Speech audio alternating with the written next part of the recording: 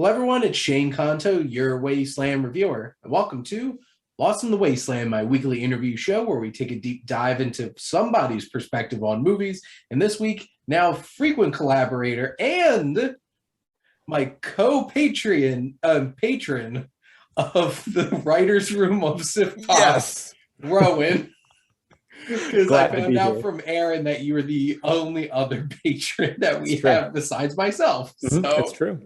You know, I love supporting my friends' endeavors, and I like the podcast, so I thought, why not? yeah, me too. You Yeah. know, and speaking of supporting endeavors, Rowan, shamelessly plug what you'd like to shamelessly plug. Well, I have a lot going on over at the Lenient Critic blog. The podcast is picking up steam. I'm doing one episode a week. It's going great. I just recorded an episode with, I have no idea when this episode is going to come out, but hopefully it'll be out. A review of the films of Sundance 2022. Okay. Only a couple of which I saw. But my friend Bernard saw about 30. So we talked about a lot of those. I had fun with that. And I guess this is the perfect time to say I am now writing for Bernard's website, which is called The Invention of Dreams. My first article was published this past Saturday, and it is me basically talking about why my home peninsula of Cape Cod is so terribly represented in film and television. So if you want to head over to theinventionofdreams.com, there's not just me, but some other extremely talented writers, many of them also lawyers, writing at that site. So that's fun. But of course, thelenientcritic.com is my main area of, it is my main review space and where I am writing most. So if you want to head over there, just read some of my articles. They're not very long. You know, it's fun. It's good. You know, why not? Hustle respects hustle. And there we go.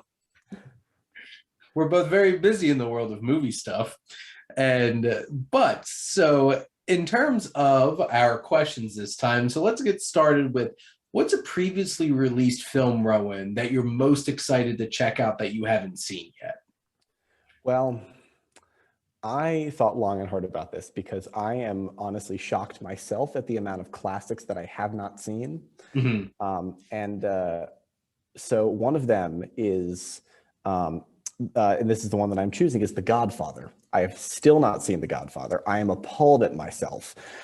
But I am going to see it at the end of this month, at the end of February, for the 50th anniversary show. Such a perfect time to Yeah. experience that for the first time with the anniversary. I was at an AMC Lowe's yesterday, and they had the poster talking up it being in Dolby and everything. I'm like, there you go. I might have to go watch it. Yeah. And that's a great choice. And they make you an offer you can't refuse. Exactly. But you know, I am trying to knock off as many classics as I can. I'm in the middle of Donnie Darko right now, actually. Another one that I've never seen. I'm gonna watch The Departed tomorrow, so I'm gonna try to knock off the ones that I haven't gotten to yet. But The Godfather is up there. It's like the top movie on Letterboxd and everything. So I will be I'll be discussing The Departed next Thursday for Welcome to the Wasteland. Excellent. I'm excited to talk about that with Heath and Robert. But you know, I remember watching The Departed for the first time in my college dorm when I was a freshman. And because I got it for like $3 at the Princeton Record Exchange used. That's pretty good. And I literally screamed out at the end of the movie in excitement. That's how it got me at the end. Wow. Because up until that point, the 5 minutes before that really, really pissed me off. Just like it made me feel a lot of emotions. Now, looking forward instead of backwards, what's a film that your most anticipated film that hasn't released yet?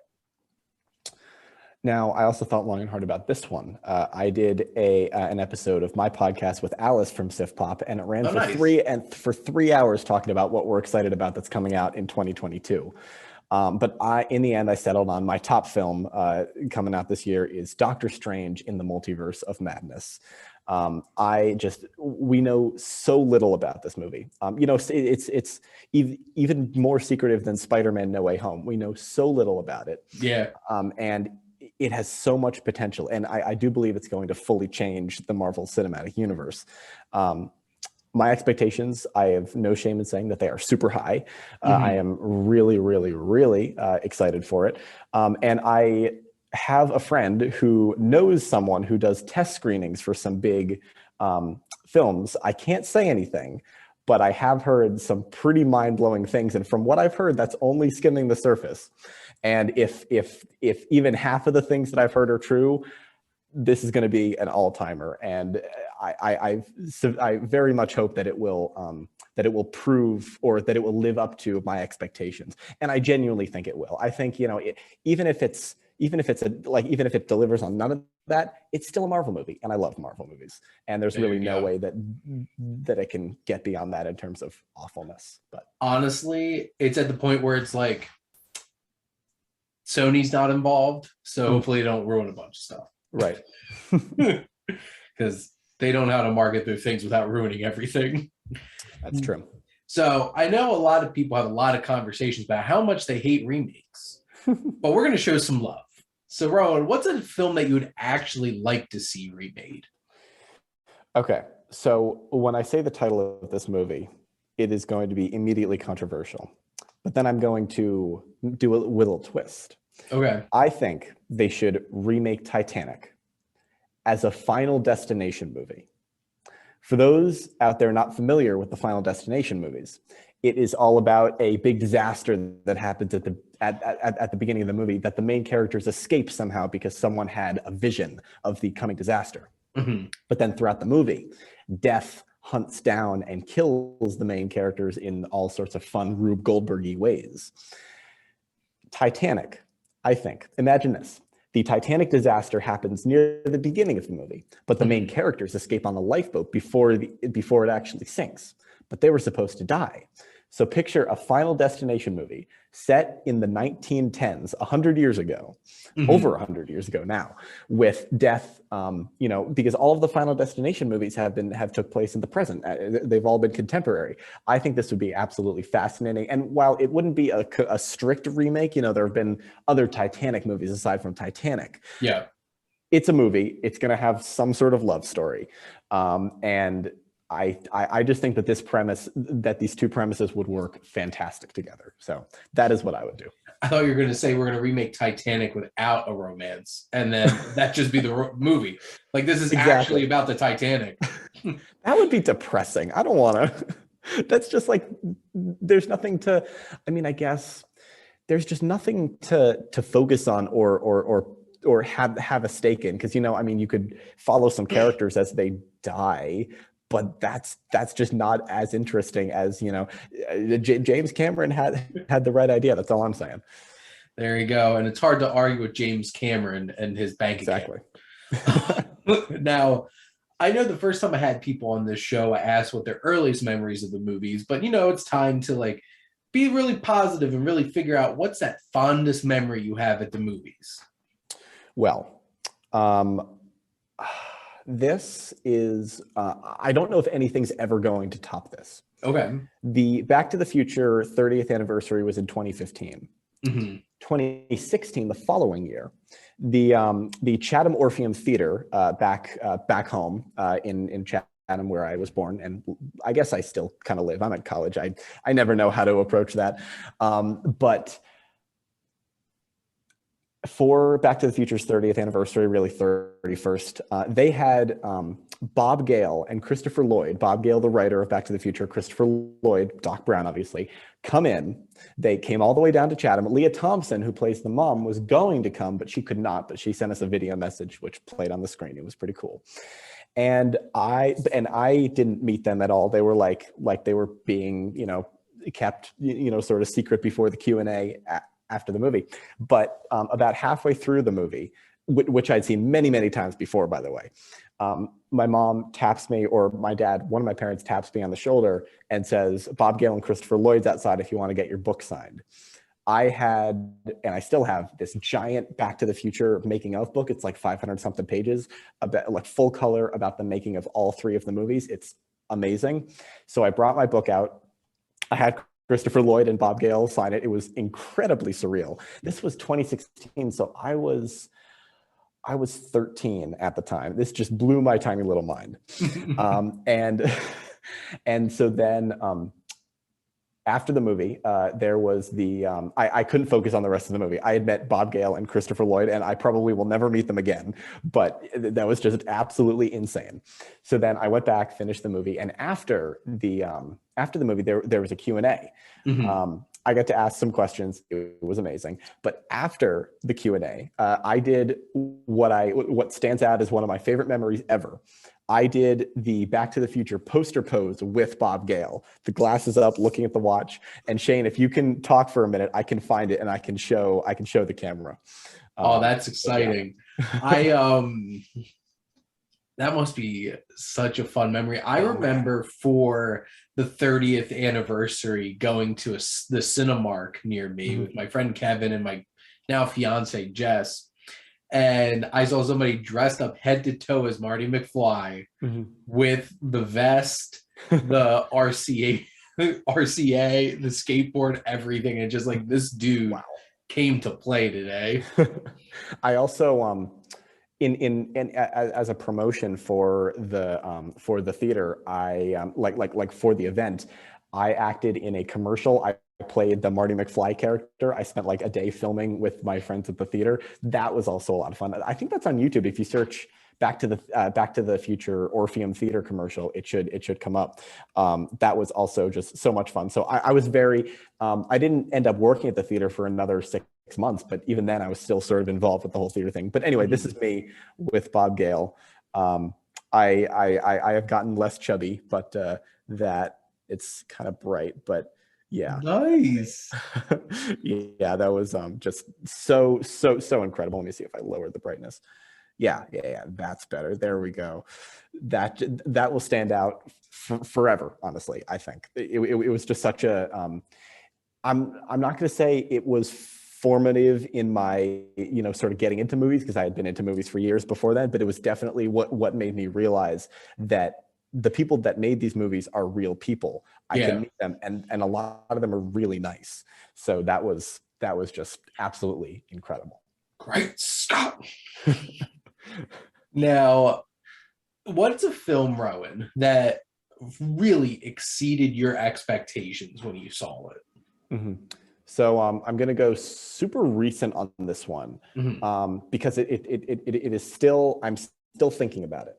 This is Bo Burnham's Inside, which I'm counting as a movie for the purposes of this discussion, because honestly, it's a movie. It's like it's on Netflix. It's a comedy special, a variety special. It's a movie. I'm counting it as a movie. A lot of people do. Yeah.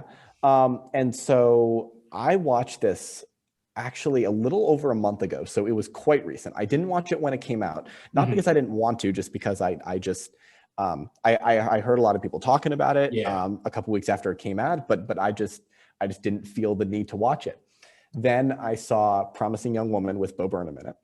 And then I watched a bunch more of his previous comedy specials. And still, for some reason, I didn't watch Inside. And then a month ago, but like, there was nothing specifically keeping me from watching it. It just never, sort of clicked to sit down and actually watch it. And then a month ago, winter break, I was over at my friend's house, and I was going to watch. We had scheduled to watch a movie, me, my friend, his mom, and his sister. But we were going to watch Tick, Tick, Boom, but his sister had a lot of homework. It was midterms time. So we watched a movie that she had already seen, so she could go upstairs to do the work. And that is Inside, which is what we had been wanting to watch for a while, the three of us. Let me just say, the songs from this special have been stuck in my head ever since I saw it. A full month. I think that's the longest any song has ever been stuck in my head. And this time it's multiple. And just everything about, I mean, like, I can't say anything that hasn't already been said, but this just absolutely floored me. I was like, I was hooked in from the first song. I was glued to the screen until the last song. And he is just, I don't throw the word genius around lightly. I do believe he is the genius of, he is the comedy genius. He is the musical genius of his generation. And I will stay true to that, because I genuinely think, you know, he has a way of looking at the world that is self-aware while also sort of cynical and innocent, and whatever emotion he wants to convey in his songs, in his sketches, he does it perfectly. And like he hits the nail on the head almost every single time. He gets closer to perfection than I've ever seen anyone with any comedy special, with any special of any kind. And yeah, I, you know, consider me, you know, Bo Burnham's, not, I guarantee I'm not his number one fan, but I felt like it while I was watching Inside. So I've had a lot of people react very passionately about finding out that I have not watched Inside. And it's like, I don't really watch comedy specials, but like obviously I've heard enough people talk about this and call it an actual film for me to put it on my watch list to get around to and actually check it out. So I probably will at some point. Speaking of songs being stuck in your head, don't talk about Bruno. No, you just had to say the words. It's back in now. I still well, actually, you know what's really stuck in my head is the Book of Boba Fett theme. I know, it's so good. I like it much better than the Mandalorian theme. Well, that's the thing. I had the Mandalorian one stuck in my head, and then I have to sit through the credits, despite all the great concept art that they show in the credits. But like, I have to sit through the credits because I have to hear the whole entire Book of Boba Fett score, like the theme song, and like I play that when I'm in the car a lot, right? And it's just like gets me hooked. We'll talk about We'll talk about scores a little bit more later. But I have a massive playlist of film scores that I put on when I'm writing or when I can't concentrate with lyrical music. And whenever the Book of Boba Fett theme song comes on, I always try to put on this playlist when my roommates are asleep, because I go so hard. Like I am physically like, I am pretending to play all the instruments and I look like a fool to anyone watching. But I am so happy, like when the Pirates of the Caribbean theme comes on, I am physically like, I'm as close to dancing as I can get in my chair. Oh man, this is a good time to be a movie fan. Just in the last 30 years, just score, you know, original ideas, invention, everything is just incredible. Ludwig Göransson is quite the composer. Absolutely. And just keep giving him Star Wars shows. Absolutely. The Ahsoka, Kenobi better be scored by him, just all of them. Right. Now, I don't know if you're a huge reader, Rowan, but I always like to ask this question because, you know, there's so many films that are based off of written works at this point, but do you have a written work that you would love to see adapted into a film? Yes. So my pick for this is a novel, a science fiction novel from 1949 by author Frederick Brown. It's called What Mad Universe. This is a movie a book that I have never, that no one has ever talked about that I've seen. And I have not talked about it with anyone except my dad, who has also read it. I got my copy from him. I read this book years ago. This was a while ago. And I immediately wrote a treatment of a potential film because I just thought, how amazing would this be? And I am shocked that this has not been turned into something.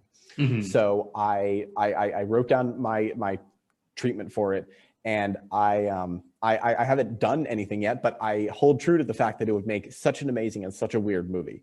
What it's about is a sci-fi writer called Keith Winton, and he is not getting too much jobs. He's sort of like a freelancer. He sells his stories to magazines, and one day he sort of like the world begins to vibrate around him, and he wakes up in this super weird alternate like parallel universe where anything is like where like up is down. You know, it's not exactly opposite, but like There are purple furred aliens who are just sort of walking around. There are like there's the military in space, which is probably is closer to reality than is comfortable.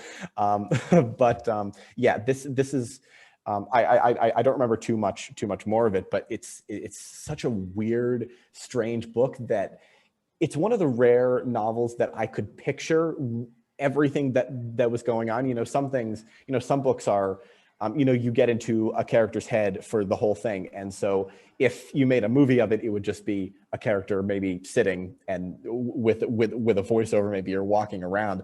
What Mad Universe is, it's just so kinetic in its imagery, even on the page, that I just think it would be great visually, you know, whether it be a miniseries or a movie or something. But yeah, I don't know. I'm not, you know, hopefully maybe if I ever get into the film industry, I could suggest it or, you know, write something, but who knows? Maybe I should read it again. I should read it again. There you go. I remember very, very much liking it. The truth is, I just asked this question to add books to my to get list, right on the Amazon list. So nice. Thank you for the recommendation. Of course, of course. Now, there's a lot to be said in what is and what not is shown in a trailer, right? And there's some great trailers. There's some terrible trailers. Oh, yeah. You know, they're the things that are supposed to get you hyped for a movie. Moonfall. Sorry, just had a little Moonfall stuck in my throat. Horrible taglines and terrible use of music, and a terrible movie. Yeah. But Rowan, what is your favorite movie trailer? You know, I am legitimately wondering if anyone else, when you've asked this question, has said this. My favorite movie trailer is the first trailer for Logan, the James Mangold superhero film, starring Hugh Jackman. It is set to Johnny Cash's Hurt. God, this trailer, I rarely saw it in a theater because that was, I believe it was a Red Band. It may have been a Red Band trailer. Uh-huh. And Logan was actually the first R-rated movie I saw in theaters. And so I would not have seen this trailer in a theater, but I can only imagine how incredible it would be. Even bad trailers play fine in a theater, I think. Yeah. But yeah, this trailer, it just perfectly conveys exactly what you can expect from this movie. It, you know, when you really think about it, it gives away like the whole emotional journey of the central character, but I don't care because it's so good. And it's just like, it's edited so well. It's very short. I think it's just a little bit over 2 minutes long, and it sells the movie in the best possible way. Mm-hmm. Yeah, and this trailer is so good. I cannot overstate how good this trailer is. When it's the band's like do do do. Mm-hmm. Do do do, and he's just like standing there at the sink. His knuckles are bloody and everything. Yeah. It's like, I hurt myself today. And it's just like, oh my God. Yeah. I remember when that trailer played for the first time, I'm just like, I got so excited. Yeah. And because the thing is, this might not surprise a whole lot of people based off of how I've looked and presented myself in the past. But when I was in college, these did not end here. They went all the way down my face. And I had legitimate Wolverine mutton chops. And I'd comb my hair back. And that's what I look like. Somebody even pointed this out to me the other day on my YouTube channel. So it's like, it was on purpose. And when I saw Logan, and like that trailer just sold it so much. And I remember seeing Logan, and in Logan, when they're sitting and watching the movie Shane, in Logan, then using like narrative beats from Shane, the movie that I was named after, and I'm just sitting there like, my life has come full circle. And that trailer is killer. And that was the summer of Cash, because they used so many Johnny Cash. I was like, Ain't No Grave, right? I know God's Gonna Cut You Down. Which one was in the Dead Man Tell No Tales trailer? Because they used that. Yeah, it was Ain't No Grave, I believe. Yeah. Oh, that was somehow made a trailer for a terrible movie, it made it look good. That legitimately worked. Dead Man Tell No Tales didn't necessarily work. Did not. I think Johnny Depp was sleepwalking through that movie. Yeah. At least Jeffrey Rush showed up. Yeah. Despite the fact that it was a bad movie. At least he cared. Yeah. Or at least looked like I watched that so I saw that in a theater. It's the only Pirates movie I've seen in a theater. I have never wanted subtitles more for when Javier Bardem is speaking. I could not understand a single thing he said. And it was incredibly frustrating because he's spouting all this exposition. I remember seeing it at World's End in the theater. Week that must have been great. That is a great action, set piece. Spectacle on screen. Yeah. 1 week, Spider-Man 3. Next week, at World's End, I'm just like, what? That was middle school, I'm pretty sure. That was crazy. I was 4, so I would not have been there. But yeah. I'm 30. So there you go. Because those came out in 2007. Yeah. Oh, I was in high school. Oh, geez. Yeah, I was 16. There you go. Anyway, and now for something completely different. So, Rowan, what's your favorite use of a song, as we were just talking about uses of songs, that was used in a movie? I think a great song in a movie informs, connecting back to the use of hurt in the trailer, it informs what you are supposed to be feeling in this scene, but it should inform the story as well. There should not be a song in there that is that really has no relevance to anything. And the best example of the exact opposite, having everything to do with the story, informing everything that you need to know, is the opening sequence of the Zack Snyder film Watchmen. Bob Dylan's "The Times They Are A-Changin'." This opening sequence, would probably rank in one of my favorite opening sequences of a movie ever. Yep. Because the movie, I think, I actually have a higher opinion of this movie than most people, but this just the opening sequence, I think, is a ridiculously strong start, because even if for some reason they didn't show what was happening on screen at that time, just play this in the context of Watchmen, I would know exactly what it was trying to say. I would know that, sure, as time goes by, the superheroes that were at the top of their game have fallen for various reasons, and the times they are a-changin'. Yeah. And I'm not a huge fan of Bob Dylan as a singer. I think he's a phenomenal songwriter, probably one of the best songwriters ever. But I do think that this song specifically, just tonally, it works with the visuals so well. It is just absolutely perfect. I don't think any other song would have worked there. Yeah, it's funny. There's such great uses of songs and such weird uses of songs in Watchmen. Like Leonard Cohen's "Hallelujah." Yeah, let's not talk about that. And then it's like, flamethrower. I'm like, my God. Right. But all along the Watchtower, Jimi Hendrix cover at the end towards the end of the movie, I thought that was really cool too. Yes. It's interesting that the movie is so hit or miss with its song choices, and then the miniseries that came 10 years later, which is my favorite show, like television project of all time, just it's clearly learned the lessons from it. Just hits literally every single note, quite literally. That miniseries was unbelievable. Did not expect that at all.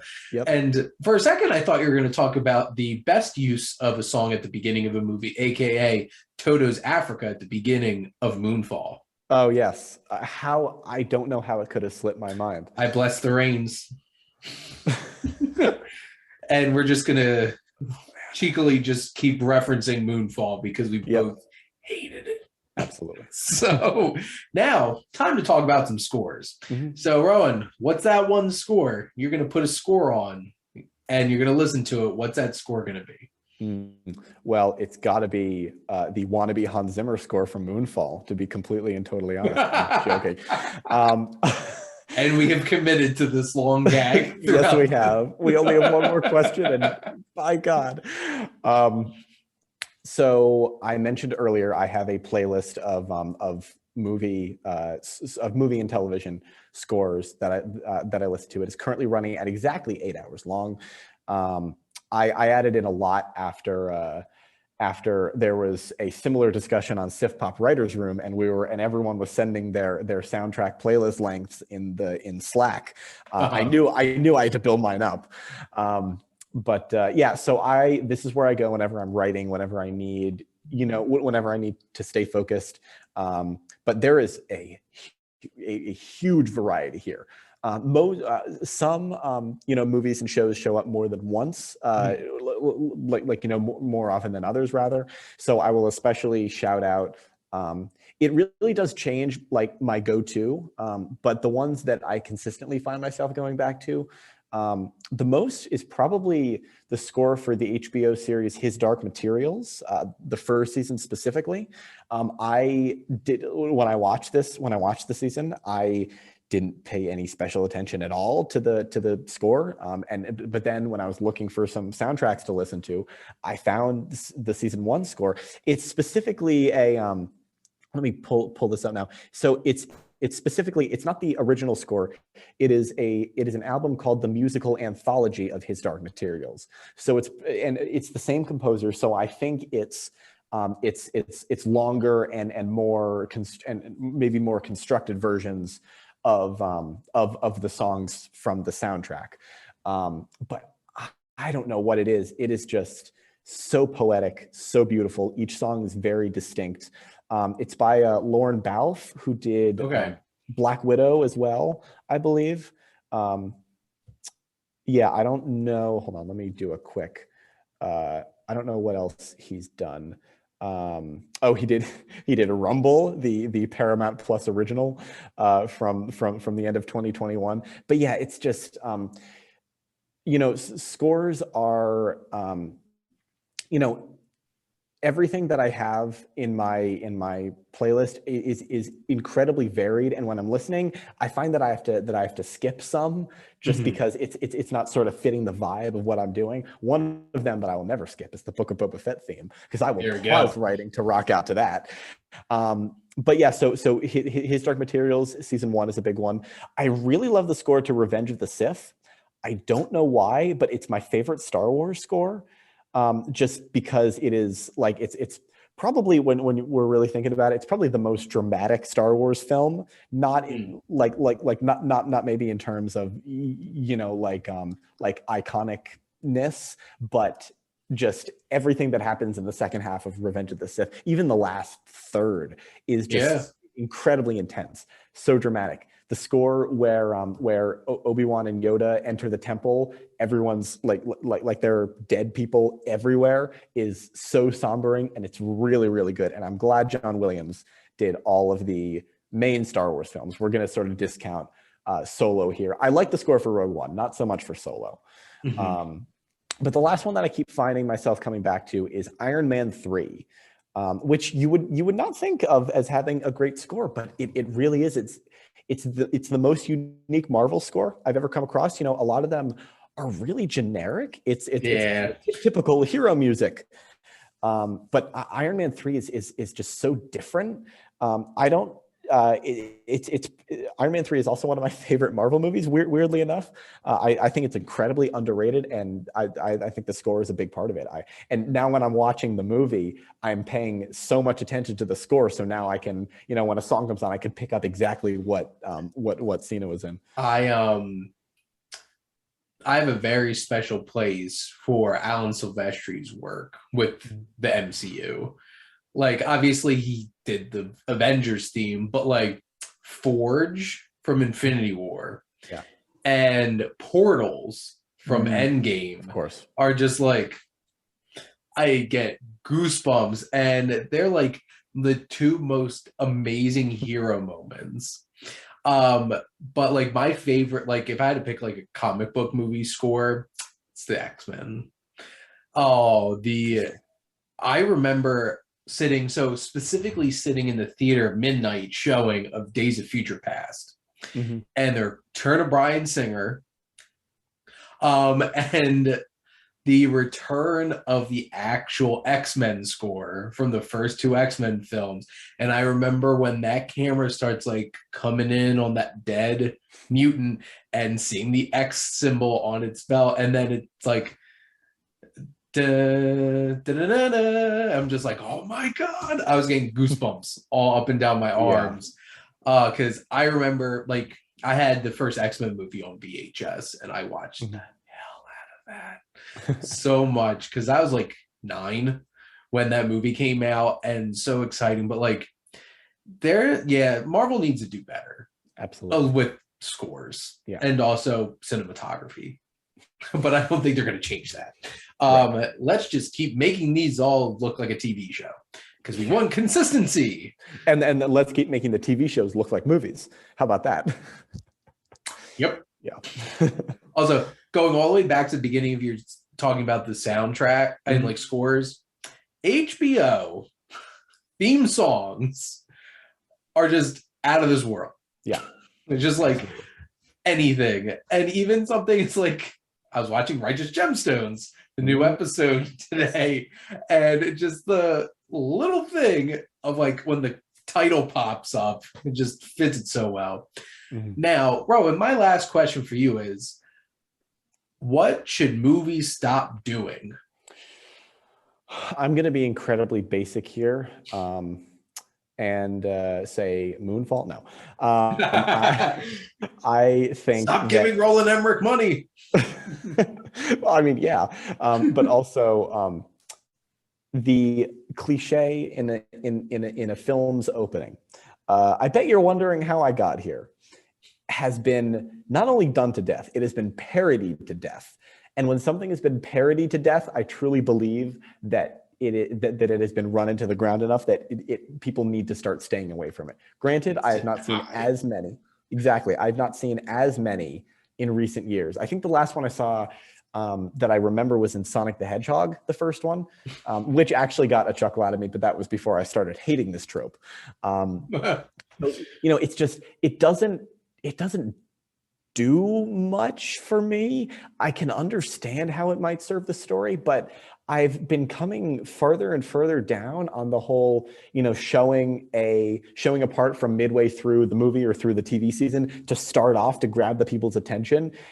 If you're at the, if you have to start off your movie with the most exciting thing in the movie, chances are the beginning is not that good and you need to work on the beginning. Yeah. The beginnings of a lot of these movies that do that are not too bad. The beginning of Sonic the Hedgehog, to use the most recent example I can remember, is actually pretty good because we're there for a Sonic the Hedgehog movie, and there is, in my mind, no way that they could sort of, unless they had an opening scene that did not have Sonic in it at all, which I actually wouldn't put it past them, then it would have been fine. But we didn't need to start off with the final end chase and action scene because we know that scene is coming eventually. But, that's just, I don't know. I feel like, however, I will say when this trope is parodied on social media, I do find it quite funny. Like the scene where Han Solo gets stabbed in The Force Awakens.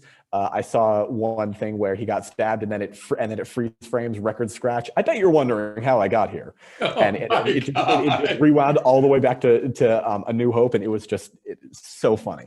But I think this trope should rot in hell. I think like Sunset Boulevard was like, yeah, that's me floating in the pool. Yeah. And it's just like, that works for me. Like William Holden's voiceover and stuff like that. But that was from like 1950. Like, this was well before it had been done to death. And even like Archer one season spoofed it specifically. And I'm just like, yep. Yeah, I know. I get this reference.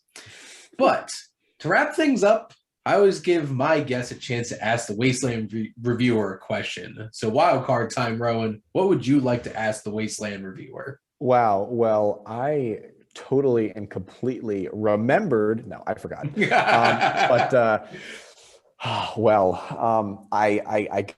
gotta keep the bit going. Shane, if you had directed Moonfall, if you had written or directed Moonfall, what would you have done differently? You can't say everything. That is a total cop-out answer. No, I have two very specific answers to this. Yeah. One, cut like 40 minutes out of the movie. Absolutely. Specifically that has anything to do with any of the BS going on Earth when they're trying to get up to the moon. Like, I don't want to see Tokyo Drift in Colorado running away from rednecks. Like, no, just cut it. Just out of here. Michael Pena, out of here. Yeah. There's one too many divorcees in this movie. Cut them. Just like, there's a good 40 minutes of movie that could be easily cut out of this movie. This did not need to be 2 hours and 10 minutes. The other thing is, just let it be a moon falling. Yeah. And I'm going to leave it at that. Because this movie jumps the shark. This jumps the 3D jumbo shark from Jaws 3D. Jaws 3D, I was about to say. Jumps that shark. Exactly. And every single one of them that pops up in Deep Blue Sea jumps all of the sharks. And it's just like, what is this movie?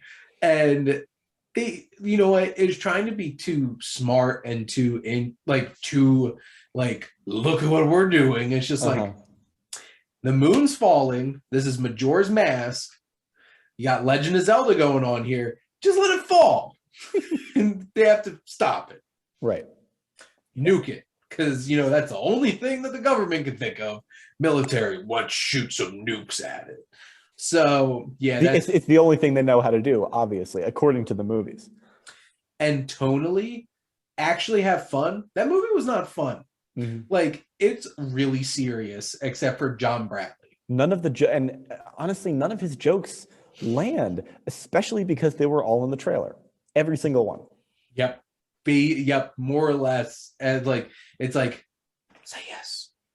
Say yes. Like him just sticking his face in his face and just like, get out of my face.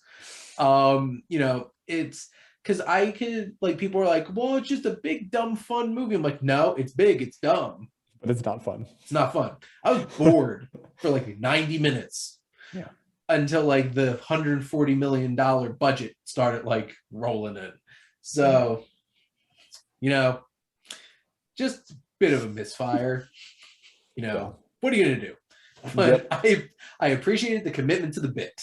So, and that's what they should have done with Moonfall, because you failed horribly when a bunch of almost 50-year-olds killing themselves for gags and laughs made over twice as much money you did this weekend. Yep. Jackass forever. Which I laughed from start to finish. So I'm sure they knew how to have a good time. That is a big dumb movie with a lot of fun, because literally that's calling it a film. There's literally no narrative to it. It's just a bunch of gags and stuff like that, but it's exactly what you want to have, Jackass. First big flop of the year. Congrats, Moonfall. And you didn't even come out in January. Yeah. Made it February. Oh, man. But, Rowan, this was a lot of fun, and I'm glad to have you back on the show. You'll definitely be welcome round 3 once Excellent. My attempts will be to get some fresh faces on for a month or two, if I can do it. If not, I'm just going to crawl back to all of you and be like, hey, come back on again. There you go. But Rowan, one last chance to shamelessly plug whatever you'd like to shamelessly plug for our wonderful audience. Well, I have way too much stuff going on, so I'm going to plug some other things. I have a YouTube channel. It is called The Screen Avenger. Wish I could change the name, but I like the intro that comes with it that has been made for me too much, so I will not. Right now, I'm not sure when this episode comes out, but chances are that this series is still going to be going. I am doing a behind-the-scenes series of my universe, the Jethroverse, before the big Jethroverse finale movie comes out on March 31st, which is the 4-year anniversary of the Jethroverse.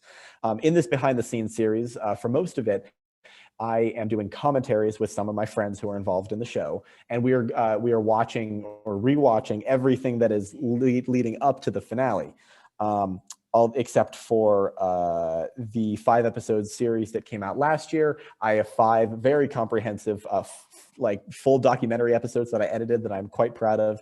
Interviews with the cast, interviews with the crew, interviews with everyone. I put a lot of work into those. So if all of you listening out there or watching out there want to watch my show and then watch the behind the scenes stuff, I would love you forever. Yeah, I am the Jethroverse finale movie is going to be huge. It is currently over 3 hours long, so it will be released in 3 parts. Yeah, I'm tying up what I've been working on over the last couple of years, and it is absolutely insane to me. So give me a subscribe over at the Screen Avenger. Even if you watch none of my videos, a subscription would be wonderful. Yeah, and of course, the lenientcritic.com. I will never, ever waste a chance to plug that. So there we go. Yeah. See, Rowan had enough to split up his shameless plugs at the beginning and the end, all the coverage. But yes, Exactly. show Rowan and all of his projects some love, and thank all of you for always showing some love and tuning in and supporting your Wasteland Reviewer.